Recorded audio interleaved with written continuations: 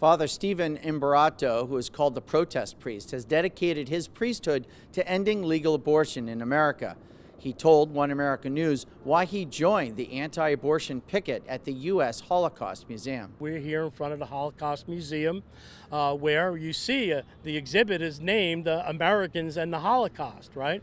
But the great constitutional crisis in our country, the national emergency in our country is legalized abortion. It's government sanctioned, government funded, government protected through the courts and law enforcement. In the midst of our virtuous condemnation of the European Holocaust and our commitment to human rights in word, this generation commits the world's greatest genocide ever to take place in the history of man. Jeff White founded the California-based Survivors of the Abortion Holocaust in 1998, and every summer he trains 24 young pro-life advocates in guerrilla theater and other protest arts usually associated with the left. Survivors of the Abortion Holocaust started because we wanted young people to be able to take a stand in their day.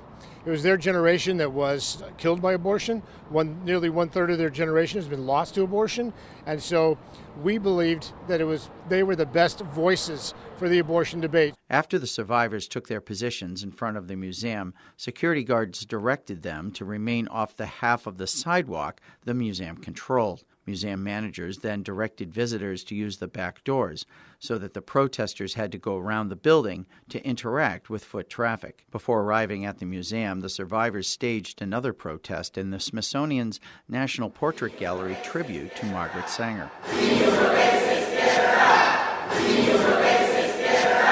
The young people went into the gallery and they lined up around the bust of Margaret Sanger, who was an avowed racist, the founder of Planned Parenthood, and we think it's a shame that they would have her bust inside the Smithsonian. So the kids brought in signs that they had created on cloth so they could be inconspicuous. They surrounded the statue and they called for the removal of the statue. White said part of the training is teaching the young activists to respectfully interact with law enforcement. After the police approached them at the gallery, they agreed to leave, he said. Mostly we had good reactions, except for the security guards that came in, but there were other people that came in and started chanting with us.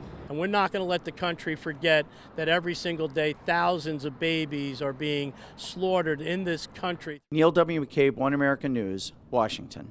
Want to see more videos like this? Click on the link below and subscribe to One American News on YouTube. And call your cable provider and kindly demand that One American News is added to your lineup.